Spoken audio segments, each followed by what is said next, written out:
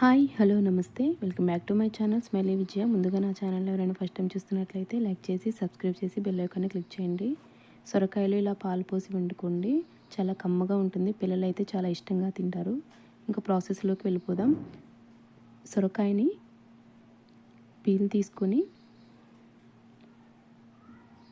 ఇలా చిన్న చిన్న ముక్కలుగా కట్ చేసుకోండి.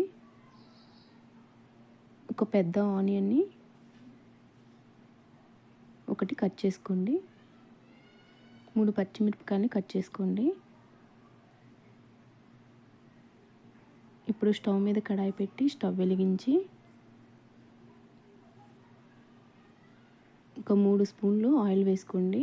ఆయిల్ హీట్ అయ్యాక తాలింపు గింజలు వేసుకొని దీనిలోకి కొంచెం జీలకర్ర కూడా వేసుకొని ఇప్పుడు కరివేపాకు కూడా వేసుకొని ఇవన్నీ వేగిన తర్వాత ఇప్పుడు ఆనియన్ పచ్చిమిర్చి ముక్కలు కూడా వేసుకొని ఒకసారి కలుపుకొని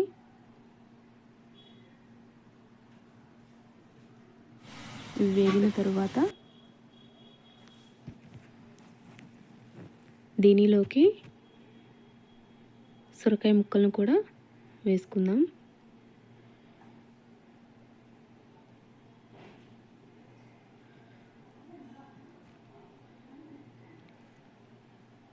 సొరకాయ ముక్కలను వేసుకున్న తర్వాత ఒకసారి కలుపుకొని మూత పెట్టుకొని ఒక 10 మినిట్స్ మగ్గనివ్వండి.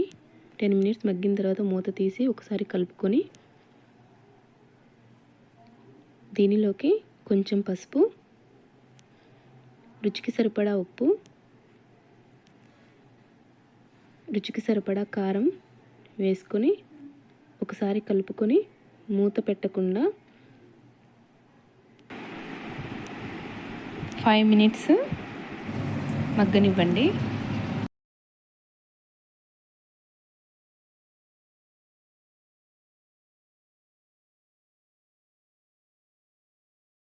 తర్వాత ఒకసారి కలుపుకొని పాలని యాడ్ చేసుకుందాం.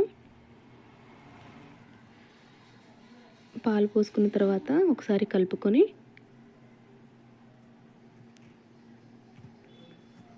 మూత పెట్టుకొని ఒక 10 మినిట్స్ ఉడకనివ్వండి.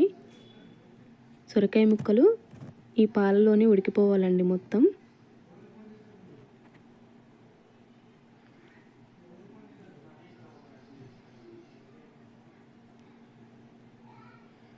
ఇలా ఒకసారి కలుపుకొని మళ్ళీ మూత పెట్టి కొంచెం సేపు పాలు దగ్గర పడేంత వరకు ఉడకనివ్వండి.